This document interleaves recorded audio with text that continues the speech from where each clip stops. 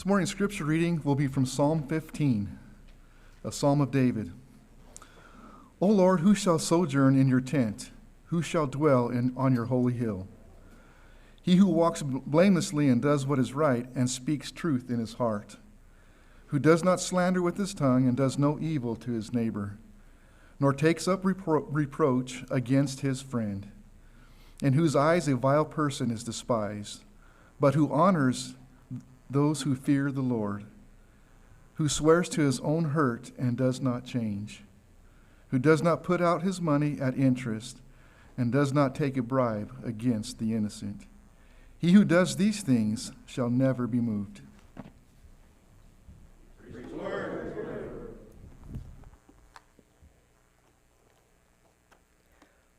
All right, good morning. This morning I have the privilege of starting our new series in chapel, and it's going to come out of the book of Psalm. In 1919, the Chicago White Sox played the Cincinnati Reds in the World Series. The Reds would win the series in 8 games out of 9. However, the drama that followed was almost more intriguing than the series itself. It was discovered just 1 or 2 years later that 8 players from the White Sox had thrown the series. 8 men were bribed into throwing away the World Series for about $100,000. For athletes back then, that was a lot of money. The punishment for these men was they were forever banned from playing Major League Baseball, and that none of them could ever be inducted into the Baseball Hall of Fame. Today we are going to be looking at integrity. We will look at a life that is without integrity versus a life with integrity. For the 8 men who were banned, their lack of integrity made them very rich, but only for a short time. Shortly after, though, the consequences of their actions caused them to lose much more than just playing a game that they really like to play. As Christians today, there is someone trying to bribe us away from our prize.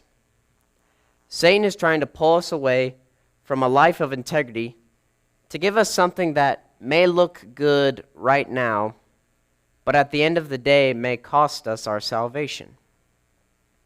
As we dive into Psalm 15, my encouragement for us all today is that we will see the importance of integrity and how we can have better lives as followers of Christ with it. So the first thing I'm going to say this morning is that we are God's invited guest. I'm going to reread verse 1, and it says, O Lord, who shall sojourn in your tent? Who shall dwell on your holy hill? The idea of a sojourner is like a temporary residence. We are temporarily moving to and fro the earth, going from one place to the other.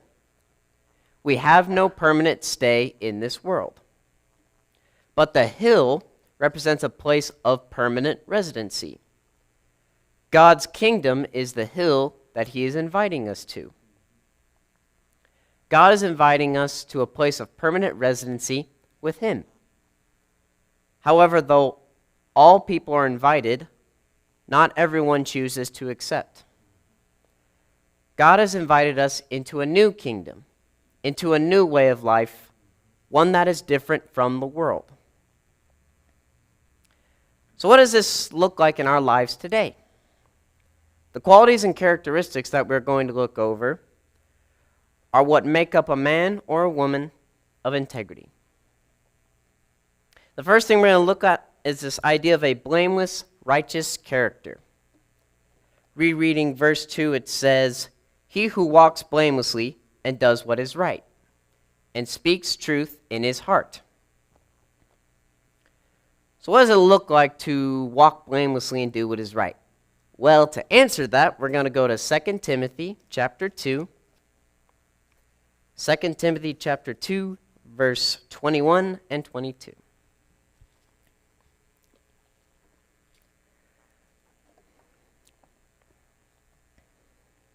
Therefore, if anyone cleanses himself from what is dishonorable, he will be a vessel for honorable use, set apart as holy, useful to the master of the house, ready for every good work.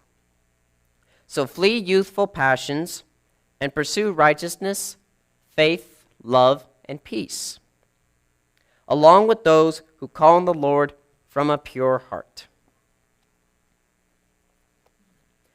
So from 2 Timothy, we see the example of what a blameless and righteous character looks like.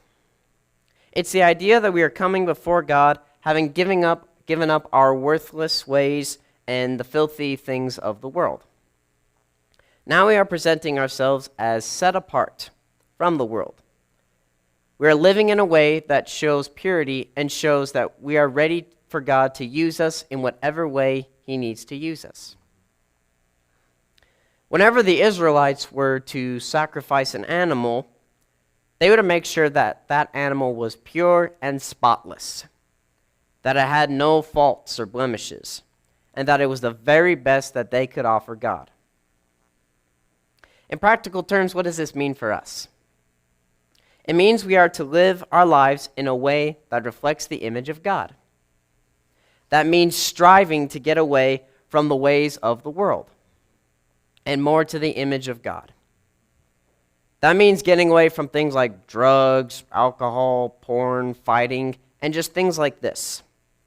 Start showing things like love in your words and in your actions. Help others around you. Tell others how much they mean to you. Tell others the value they have in your life and the value they have to God.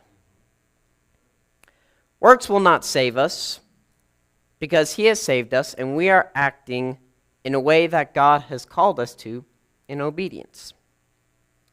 And in obedience of His Son is one of the things that brings us closer to the integrity that God has called us to. We become more like Him day by day. So what are other things we can strive for in terms of integrity? The next thing is going to be honesty, specifically honesty in our speech. I want to reread verses 3 and 4. It said, "Who does not slander with his tongue? Who does no evil to his neighbor? Nor takes up a reproach against his friend? In whose eyes a vile person is despised, but who honors those who fear the Lord, who swears not to his own hurt and does not change." So we see how we're supposed to live with honesty here in our words. David lists several ways first, however, how we can not be honorable in using our words. The first one is slander. Slander is saying something untrue about someone else. Could you see right away how slander could destroy someone's reputation or could even ruin someone's life? Whether that was someone at church, at work, or at school, slander is one of the many things that Satan uses to turn people against each other in a hurry. If our speech is to be honest, then talking behind someone's back should not be in our lives. The other sign of a man of true integrity is that he is true to his word.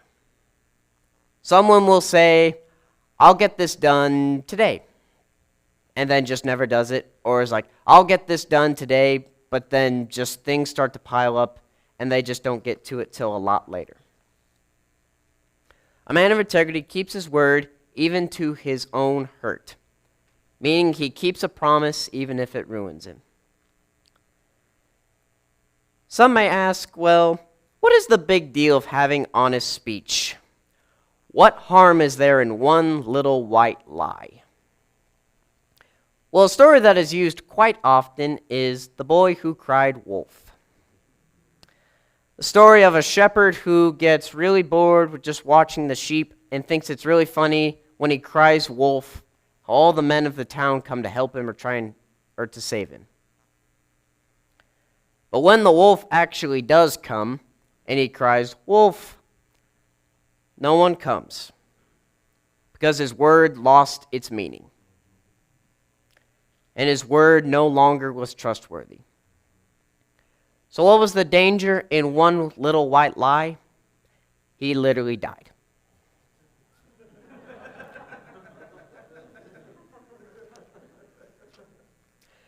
Continuing on, let's look at Ephesians 4:25. Ephesians 4:25. Saying, therefore, having put away falsehood, let each one of you speak the truth with his neighbor, for we are members of one another. So what does this mean for us as followers of Christ? It means we need to have integrity with our words. We need to speak words of truth and kindness. Whenever we need to say something harsh or direct to someone else, it should be out of love and out of kindness, and not out of anger or out of jealousy. Also, we need to let our yes be yes and our no be no. There's no need to add in these extra oaths or these extra words. Your word is your word, and in integrity, you stand by it.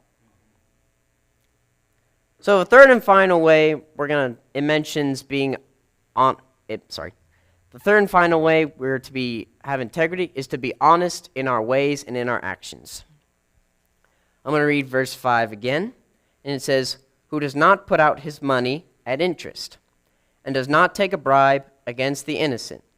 He who does these things shall never be moved. Money can turn many an honest man into something they never thought they would be. A bribe is something that a lot of people would look at and say, hey, no one will see that I've done this. No one will know what I've done. No one will see the outcome of my dishonesty. But the truth is, God knows. But being found out by God is not why we shouldn't be dishonest. It is because we have a new life, because God has forgiven us. And now we treat others in the same way God has treated us. We want the best for others. We don't want to hurt them. And whenever we are dishonest in handling our money, someone is always hurt in the end. We have heard the story of a bully at school who took the weaker kid's money, and they hurt the kid because of it. We will never want to put ourselves in the shoes of a bully. We want to be like Jesus. So whenever we are dishonest, whenever we lack integrity and things like this, we risk hurting ourselves, we risk hurting those around us, and we risk hurting God. So what do we need to do? We need to be honest in how we treat those around us. We need to treat those around us with honest actions, like giving to others when we're not required to give.